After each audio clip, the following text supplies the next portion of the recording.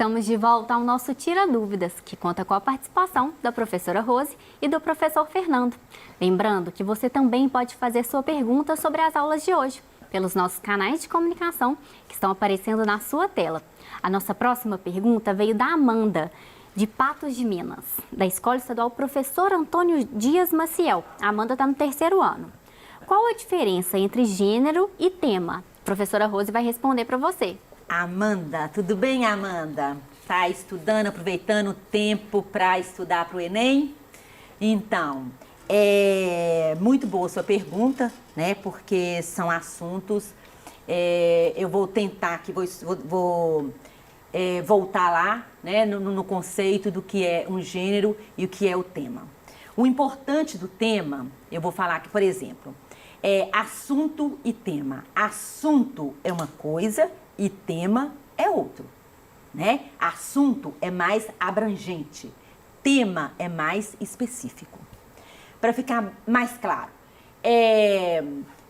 por exemplo, você vai falar assim, escreva sobre violência. Aí você vai me perguntar, mas que violência, professora? Por quê? É violência no geral? Você pode até se perder, né? Por quê? Porque quando eu falo em violência, é o assunto. É um tema, é abrangente, né? Violência. Diferente de falar assim, violência contra a mulher. Violência doméstica. Aí é o tema. Deu para perceber? Quando você fala assunto, violência. Qual é o tema? É mais específico, né? Violência doméstica é um tipo de violência. Agora, quando você fala em gênero, nós temos que fazer uma diferença entre tipo textual e gênero textual, né? Então, recapitulando, quando eu falo em gênero textual, eu estou falando em tipologia textual, nós falamos em 5, né? Que é a narração, a descrição, a dissertação, que é a que cai no Enem, ela pode ser expositiva ou ela vai ser argumentativa, o injuntivo e o prescritivo. Agora, e o gênero, professora? Gêneros são milhões e milhões, né? E os gêneros são fluidos, eles o ato, é a necessidade de comunicar. Então, a todo momento nós criamos um gênero sem nem perceber. Por quê? Eu preciso comunicar. Eu preciso transmitir minha mensagem. Então, de repente, eu crio um gênero, né?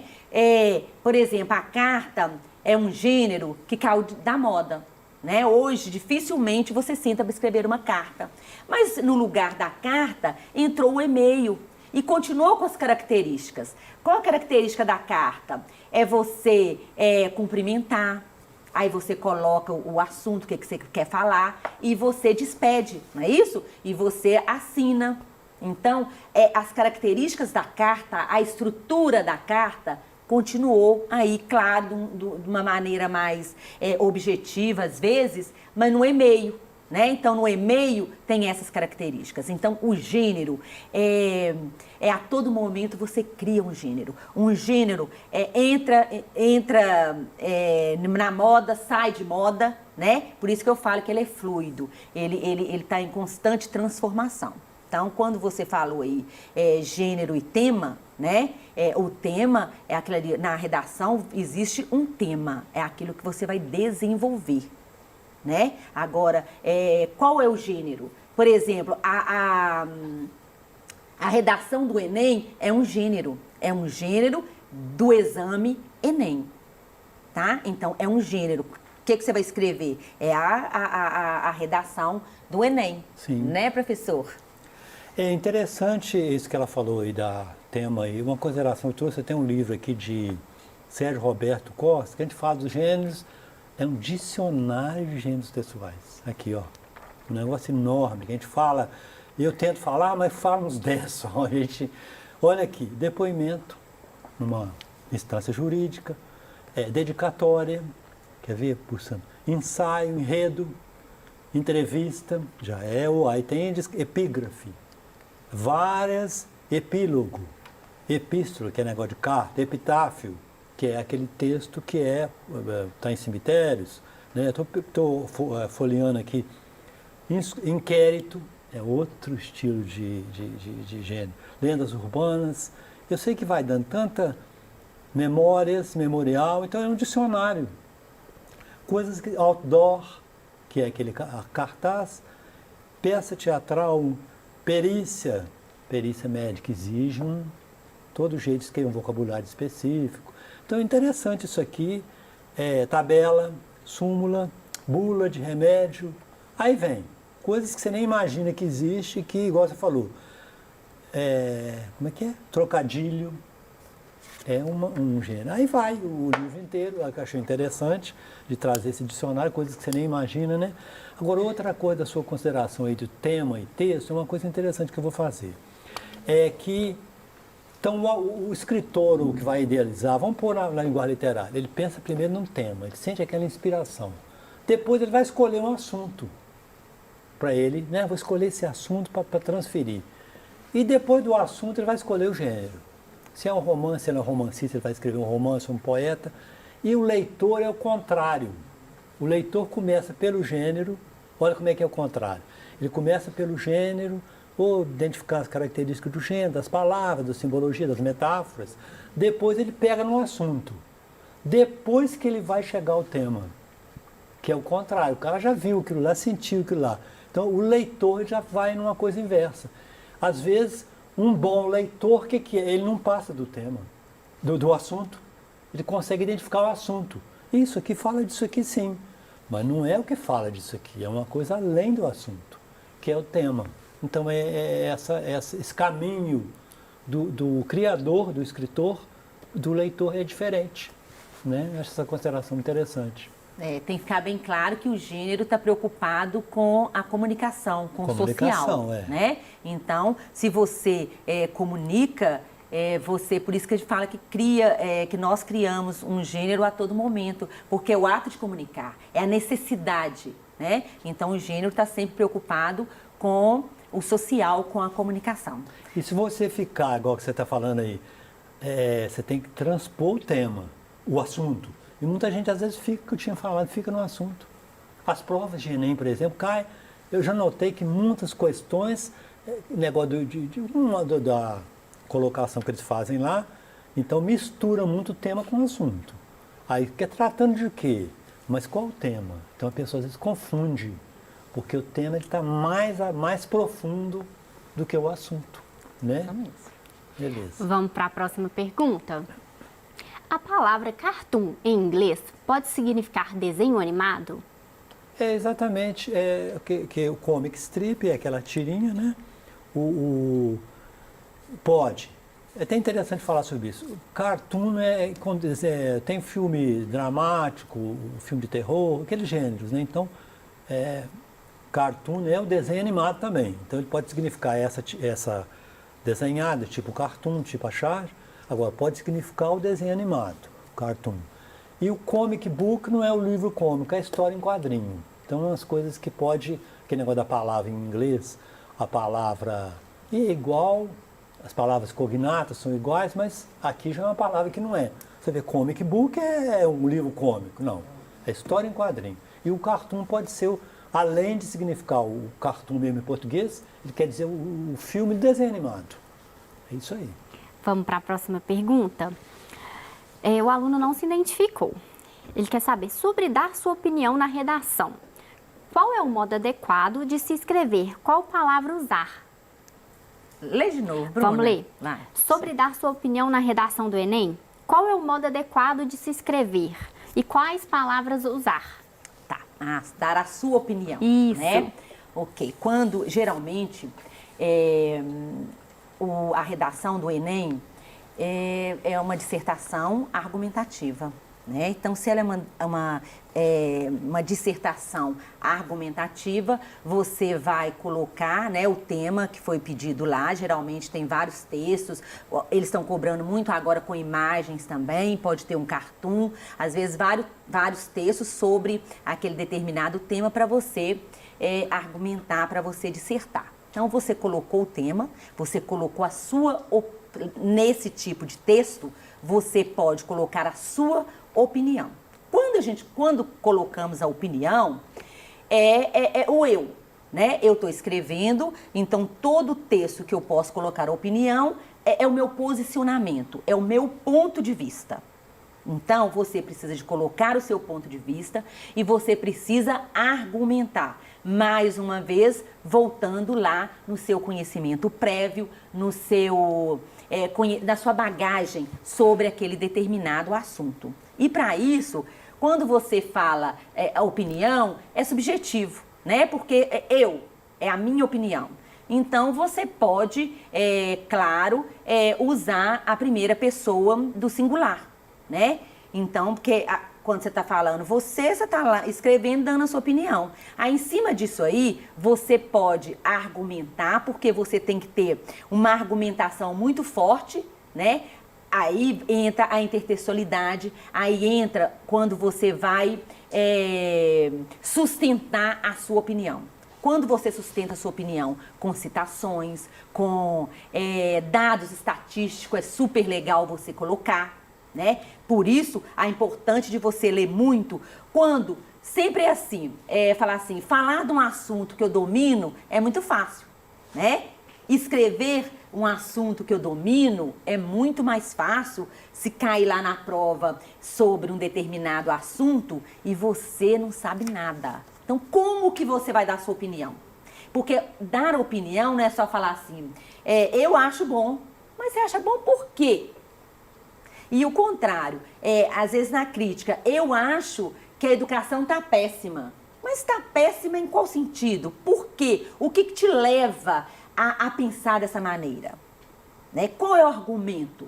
Então, para isso, você tem que sustentar. Eu acho porque tá bom ou ruim, por isso. E aí, como diz o outro autor, citações, dados estatísticos, para sustentar a sua opinião, o seu posicionamento.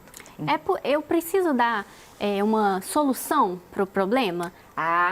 Geralmente, na redação né? do Enem, você dá uma solução. É muito importante isso. Então, você tem que saber. Você está dando a sua opinião sobre aquele problema, você posiciona, você argumenta, mas lá na conclusão você precisa de dar uma solução. Onde está essa solução? São com os governantes, com as famílias, né? Onde que está?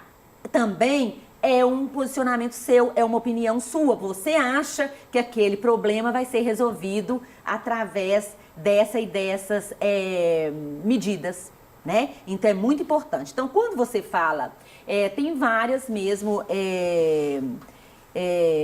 esses conectivos ou mesmo essas expressões que vai facilitar para você, para o seu texto ficar coeso, né? Voltando lá na coesão. Então, sempre que falamos de redação, nós voltamos na coesão e na coerência, né? Então, você começou, cada parágrafo, ele tem o seu tópico frasal, você vai desenvolver aquele tópico frasal, né? Então, ali, onde você vai dar a sua opinião, é a subjetividade, é você que está pensando, você que pensa daquela maneira, ele tem que estar sempre interligado um parágrafo com o outro, né? Para ter essa coerência. Então,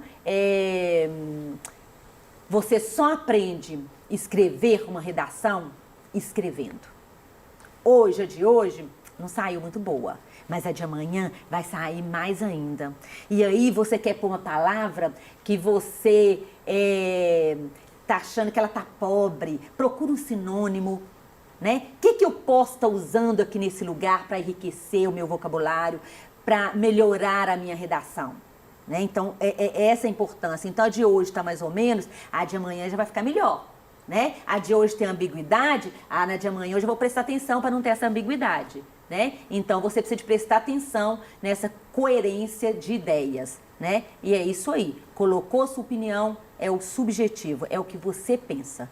Sustentou sua opinião, argumentou e deu a solução. Ô, Rose, uma coisa que eu queria colocar é que você falou aí que opinião dá opinião, o que é fácil, né?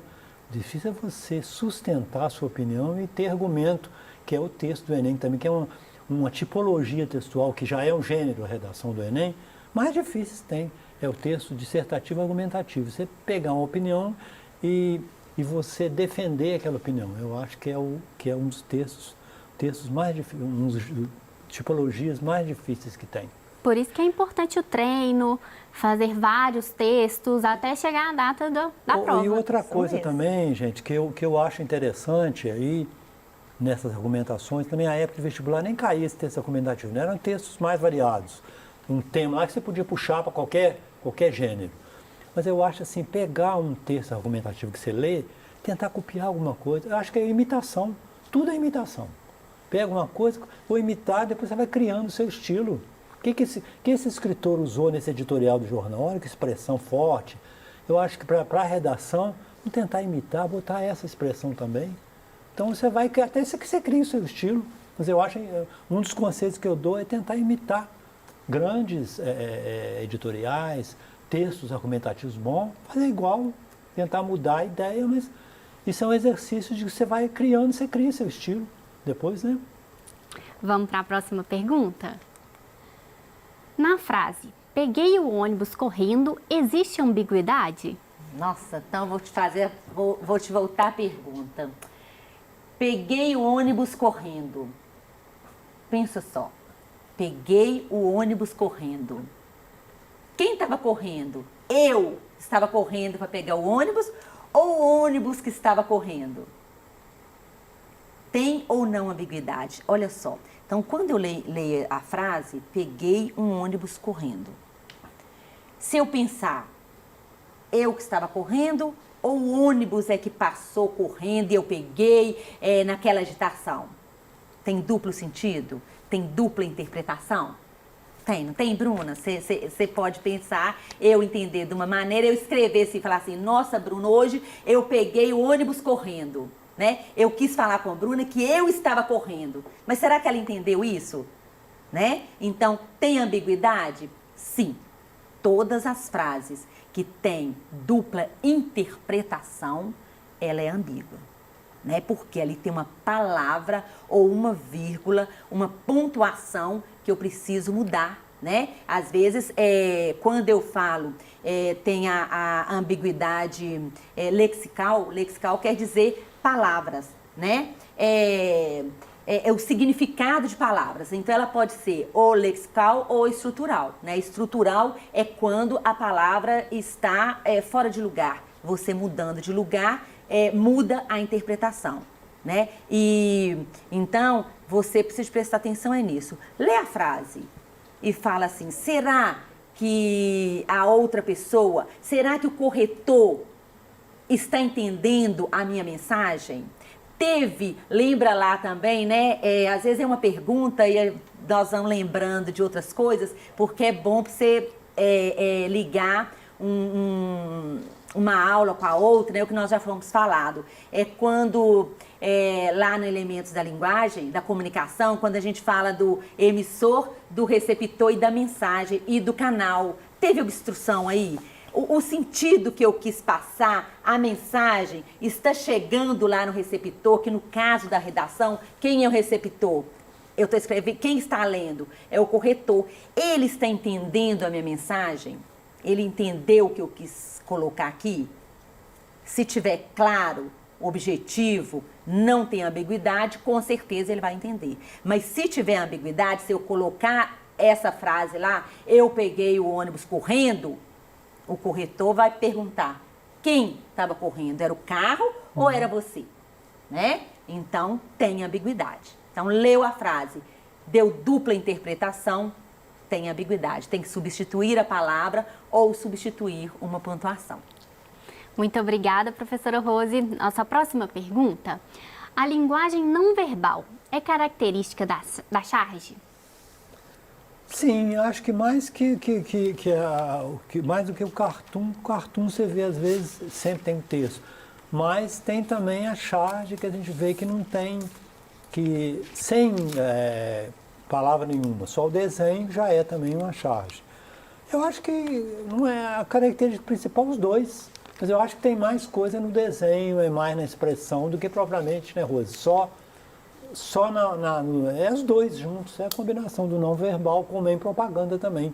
No anúncio publicitário, você tem aquele texto, às vezes pequeno, mas a imagem diz muito mais. Uma imagem fala, não tem esse ditado? A imagem vale 1000 palavras. Fala mais que 1000 palavras. Ela fala mais que 1000 palavras, é muito rica. E numa prova, eu já falei, repito, vou enfatizar. Na prova, você precisa de ter esse olhar para o não verbal, né?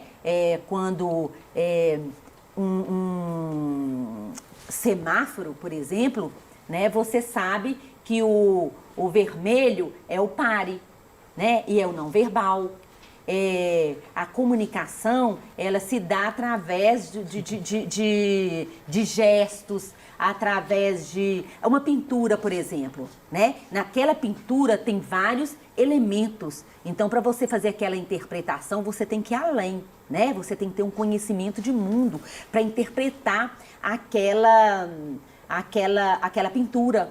E é um texto, é uma linguagem não verbal, mas ela transmite uma mensagem. Ela pode ser pedido, e é muito pedido, na prova do Enem. É você fazer aquela interpretação, é ter aquele olhar para todos os elementos que estão contidos em uma pintura. Então, não verbal, às vezes, está a sua resposta daquela questão.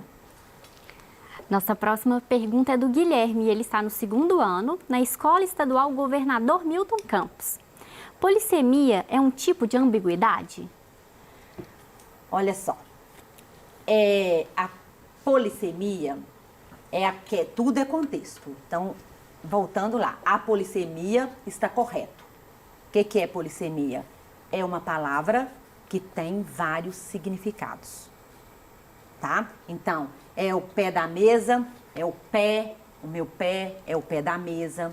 Então, é correto. Outra polissemia, que às vezes é usado muito, o banco. É o banco da praça, é o banco, instituição financeira, né? Qual banco? Então, é correta a polissemia? É. Mas se você colocou num texto lá, banco, e ele deu duplo sentido para perguntar. Se você colocou que foi numa instituição financeira e tal, e citou banco, não tem ambiguidade, porque no seu texto você explicou qual banco que é. Mas se falar, o menino estava sentado no banco, perto do banco, estava perto do banco, que banco? O banco da praça? Ou banco, instituição? Banco de sangue também que fala, né? Isso, banco de sangue banco também. De sangue. Mas se você falar, estava sentado no banco, aí deu para entender, não teve ambiguidade, entendeu? Então, pode ser que uma palavra é polissêmica e ela está lá no texto e ela causou essa ambiguidade, dependendo de como você escreveu. Então, tudo depende do texto. Voltando, porque tem que ficar claro. Polissemia é correto, existe. Uma palavra, ela tem vários significados. Dependendo de como você vai escrever, leu ali, vai perceber, por exemplo, eu dei o exemplo aqui de vela, vai no seu texto, tá explicado, a interpretação ali é que é aquele tipo de vela. Perfeito. Ela é polissêmica, ela não causou ambiguidade. Mas dependendo da maneira que você vai colocar, pode criar ambiguidade. Então, esse é o cuidado que você tem que ter na hora de escrever. Então, polissêmico, certo, é correto. Ambiguidade é um erro gravíssimo. Você só aprende e você só vê se tem dupla interpretação se outra pessoa lê, né? Então, esse exercício é muito importante você fazer. Entendeu? Espero que você tenha entendido, porque é muito importante essa diferença entre polissemia e entre ambiguidade. Polissemia, sentido, é o significado da palavra. E existe muito no nosso vocabulário. Ambiguidade é dupla interpretação. Muito obrigada, professora. Chegou a hora de mais uma breve pausa. Participe você também do Tira Dúvidas. É só ligar no telefone fixo 31 3254 3009 ou enviar uma mensagem para o nosso WhatsApp.